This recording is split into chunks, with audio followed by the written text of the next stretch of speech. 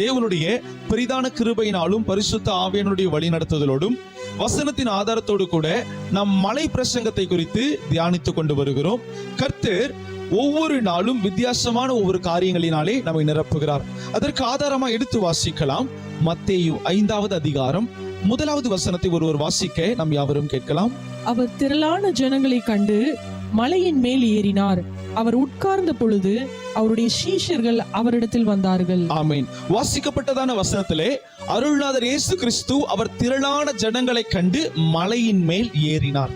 மலையின் மேல் ஏறுதல் அது எதை அடையாளப்படுத்துகிறது என்பதை குறித்து நாம் நன்கு அறிந்திருக்கிறோம். அது தேவ சமூகத்திலே நம்மை ஒப்பு கொடுத்தலை அடையாளப்படுத்துகிறது.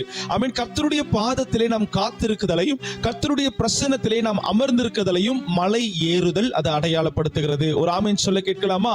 ஸ்தோத்திரம். அப்போ கர்த்தருடைய சமூகத்திலே, அதாவது இந்த மலை ஏறுகிற அனுபவத்தை நாம் பெற்றுக்கொண்டோம் என்று சொன்னால், ஆமீன், 2 விதமான ஆசீர்வாதங்களை குறித்து கடந்த நாட்களிலே நம்ம பார்த்தோம். முதலாவது, நாம் தேவ சமூகத்திலே காத்திருக்கும் பொழுது, ஆண்டவருடைய பாதத்திலே அமரும் பொழுது அவர் நமக்கு நல்ல ஆலோசனைகளை தருகிற தேவனாய் இருக்கிறார். ஒரு ஆமீன் சொல்ல கேட்கலாமா?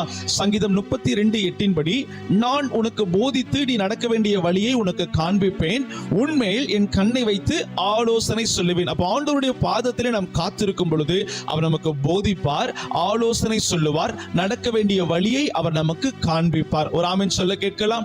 ஸ்தோத்திரம். இது முதலாவது ஆசீர்வாதம். தேவனுடைய பாதத்திலே அமரும் பொழுது அவர் நம்மோடு கூட பேசுவார், நமக்கு நல்ல நல்ல ஆலோசனைகளை தருவார். இரண்டாவது, நம் ஆண்டவருடைய சமூகத்திலே காத்திருக்கும் பொழுது அவர் நம்முடைய மன விருப்பங்களை நிறைவேற்றி தருவார். மார்க் 3:13 அவர் மலையின் மேல் ஏறி உட்கார்ந்த பின் தமக்கு சித்தமானதை தம்மிடத்திலே வரவழைத்தார் அப்படின்னு எழுதப்பட்டிருக்கிறத பார்த்தோம்.